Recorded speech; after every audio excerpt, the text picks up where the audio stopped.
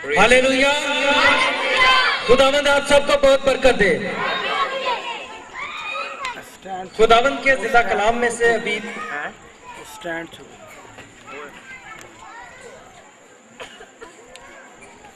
पढ़ेंगे पहला करंथियों उसका दूसरा बाब 6 आयत से लेके 8वीं आयत तक। खुदावंद के जिंदा कलाम में यूं मरकूम है,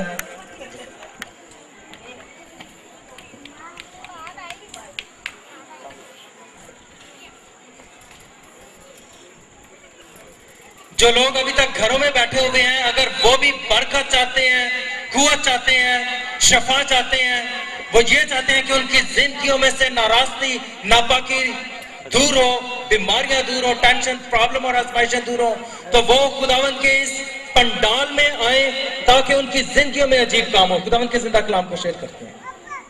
खुदावंद की जिंदा कलाम में कुछ यूं मरकूम है, करंथियों उसका 6 बाब 6 आयत से 8वीं आयत तक। फिर भी कामिलों में हम हिकमत की बातें कहते हैं, लेकिन इस जहां की और इस जहां की नेस्त होने वाले सरदारों की हिकमत की नहीं, बल्कि हम खुदावंद की वो पोशीदा हिकमत भेद के तौर पर बयान करते हैं जो खुदावंद ने जहां के शुरू से पेशतर हमारे जलाल के वास्ते मुकर्रर की। पाक कलाम के पढ़े और सुन पर खुदा की बरकत हो। आमीन। खुदावंद के जिंदा कलाम में अभी हमने पढ़ा और सुना, और आज इस पे हम गौर करेंगे।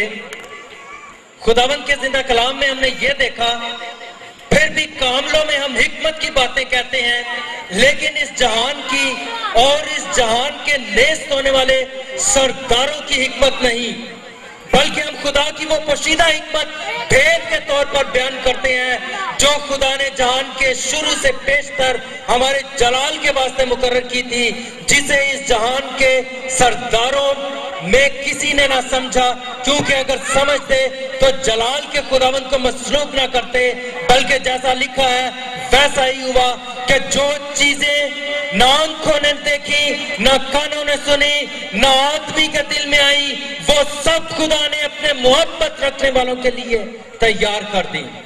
खुदावंद के पाक कलाम के पढ़े और सुने जाने पर खुदावंद की कसरत से बरकत हो। हम देखते हैं कि खुदावंद के जिंदा कलाम में बहुत सी भेद की बातें हैं। जब खुदावंद यीशु मसीह इस दुनिया में आए, खुदावंद यीशु मसीह ने जो काम किए, खुदावंद यीशु मसीह ने जो कलाम किया, वो आज भी हमारी जिंदगियों में अजीब तरह से काम करता है। हम शफा पाते हैं, हम नजात पाते हैं, हमारी जिंदगियों में अजीब काम होते हैं, और हम खुदावंद यीशु मसीह के सलीब पे जान देने की वजह से खुदावंद की बारगाह में दोबारा से दाखिल होने के काबिल हो जाते हैं। आदम और हवा जब इस दुनिया में थे, उन्होंने खुदा के कलाम की फरमाबरदारी की, और जब तक वो इस बागे अदन में रहे, वो खुदा के कलाम की फरमाबरदारी करते रहे।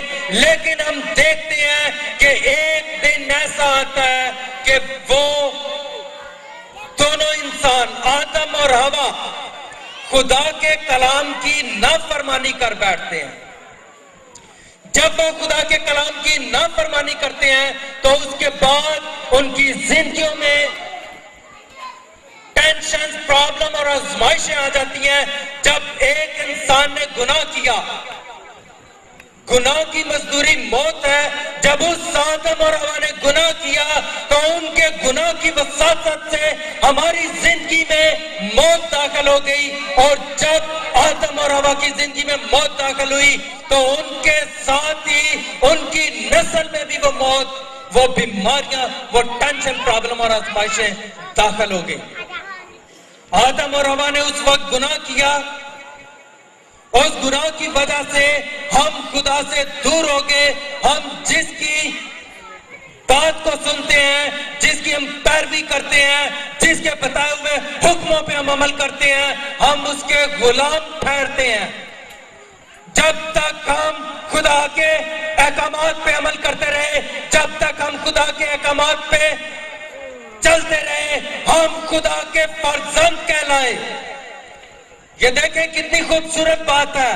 जब हम खुदा के कलाम पे अमल करते हैं तो हम खुदा के फर्जंद कहलाते हैं, और जब हम खुदा के अहकामात की फर्माबरदारी नहीं करते, किसी भी इंसान की फर्माबरदारी करते हैं, या जब हम इब्लीस की फर्माबरदारी करते हैं, जो वो कहता है उसकी बात को मानते हैं, तो हम उसके गुलाम ठहरते हैं। खुदावंद के जिंदा कलाम में हम देखते हैं शैतान ने दावा किया कि ये सब चीजें उसके सुपुर्द की गई। लूका 4 बाब, असाब आप निकाले मेरे से, रूफस, लूका 4 बाब उसकी 5वीं से 6ठी आयत तक। बाबर, खुदावंद के जिंदा कलाम में यूं लिखा हुआ है, 4 बाब उसकी 5वीं और 6ठी आयत। खुदावंद के जिंदा कलाम में यूं लिखा है, और इब्लीस ने उसे ऊंचाई पर ले जाकर दुनिया की सब सल्तनत पल भर में दिखाई, और उससे कहा कि ये सारे इख्तियार और इनकी शान और शौकत मैं तुझको दे दूंगा, क्योंकि ये मेरे सुपुर्द है, और जिसको मैं चाहता हूं देता हूं। बस तू अगर मेरे आगे सिजदा करे तो ये सब तेरे होगा। यीशु ने जवाब में उससे कहा, लिखा है कि तू खुदावंद अपने खुदा को सिजदा कर और सिर्फ उसकी इबादत कर। और वो उस यरूशलेम में ले गया और हैकल के किंगरे पर खड़ा करके उससे कहा, अगर तू खुदा का बेटा है तो अपनी तय यहां से नीचे। 5वीं 6ठी आयत। खुदावंद के जिंदा कलाम में अभी हमने देखा कि इब्लीस ये प्रूफ करता है, खुदावंद यीशु मसीह को वो बता देता है, खुदावंद यीशु मसीह के सामने वो अपने सर को उठा खड़ा करता है, और वो खुदावंद यीशु मसीह से कहता है कि ये तमाम की तमाम सल्तनतें, ये तमाम की तमाम चीजें, ये दौलत, ये हशमत, ये सब कुछ मेरे सुपुर्द कर दी गई है, और जिसको चाहता हूं उसको देता हूं। और अब ने खुदावंद यीशु मसीह से कहा, खुदावंद यीशु मसीह से क्या कहा इब्लीस ने, कि अगर तू मुझे सिजदा करे तो ये तमाम का तमाम इख्तियार मैं तुझे दे देता हूं। लेकिन हम ये देखते हैं कि खुदावंद यीशु मसीह को तो तमाम दुनिया का इख्तियार दिया गया था, वो इस दुनिया का भी इख्तियार रखता था, आसमान का भी और जमीन का भी। तो ये इब्लीस किस अंदाज से कहता है कि ये तमाम का तमाम इख्तियारात मुझे सौंप दिए गए हैं, और जिसको चाहता हूं देता हूं। जब हम पैदाइश में देखते हैं, पैदाइश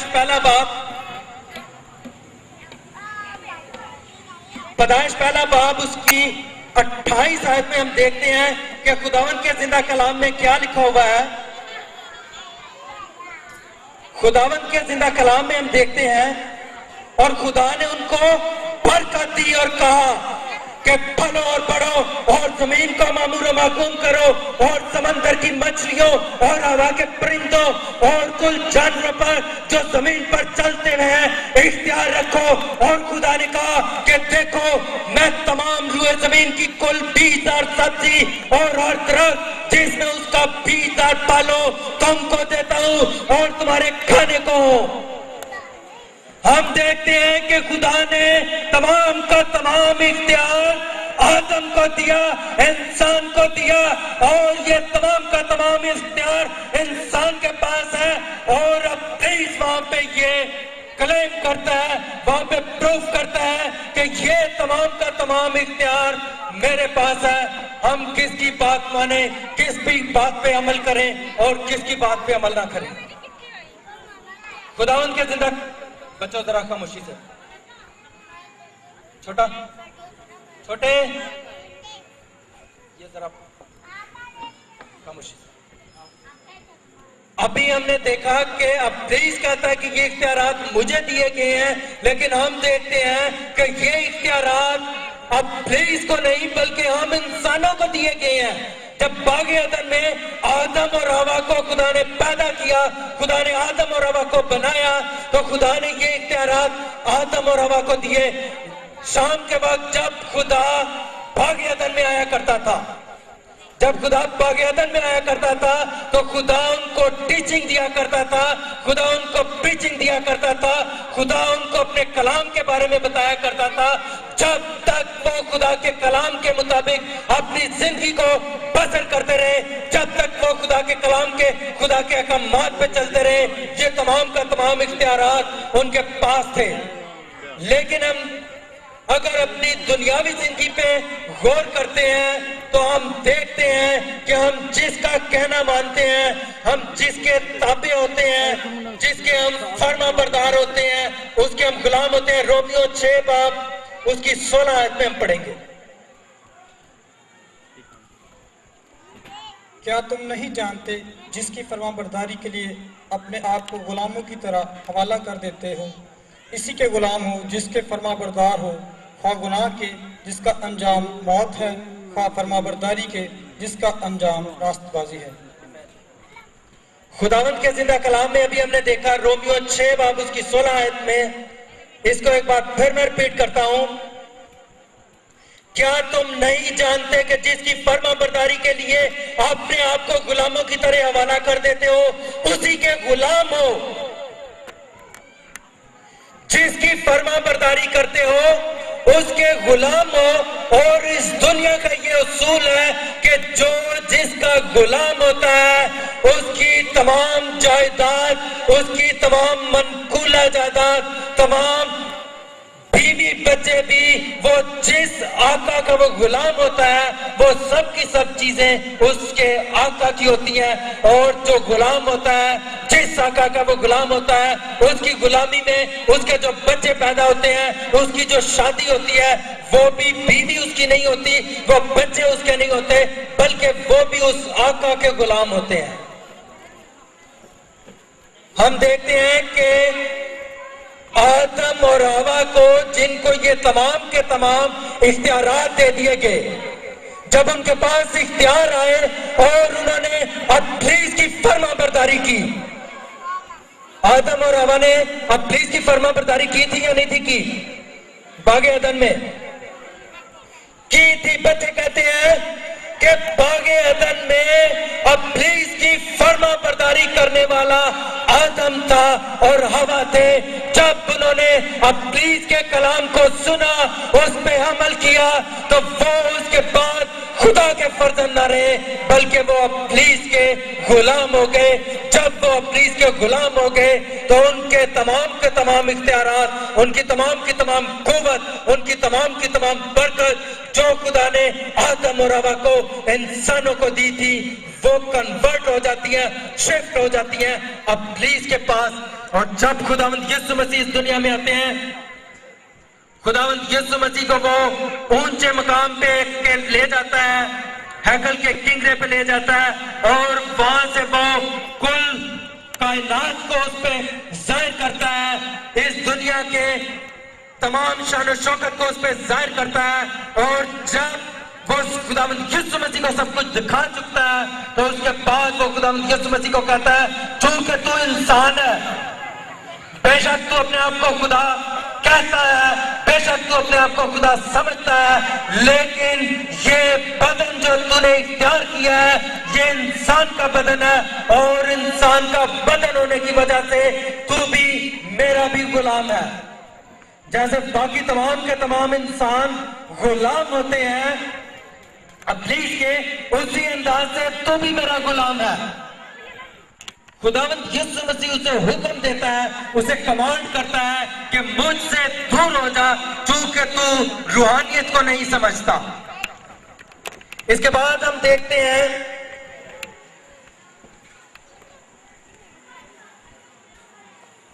पैदाइश 3 बाब उसकी 19 आयत, कि जब हमने, आदम ने, हवा ने اب ابلیس کا کام آنا باغ عدن میں آدم اور حوا کو باغ عدن میں سے بنایا گیا تھا, باغ عدن میں سے لیا گیا تھا خداوند یسوع مسیح نے. آدم اور حوا کو باغ عدن میں سے لے کے مٹی کو بنایا گیا تھا. نہیں, آدم اور حوا کو باغ عدن سے مٹی نہیں لی گئی تھی. ابھی ہم خداوند کے زندہ کلام میں دیکھتے ہیں پیدائش 3 باب اس کی 19 آیت. تو اپنے منہ کے پسینہ کی روٹی کھائے گا جب تک کہ زمین میں تو پھر لوٹ نہ جائے, اس لیے کہ تو اس سے نکالا گیا ہے, کیونکہ تو خاک ہے اور خاک میں پھر لوٹ جائے گا. آمین. خداوند کے زندہ کلام میں سے ابھی ہم نے دیکھا پیدائش 3 باب اس کی 19 آیت. یہاں پہ ہم دیکھتے ہیں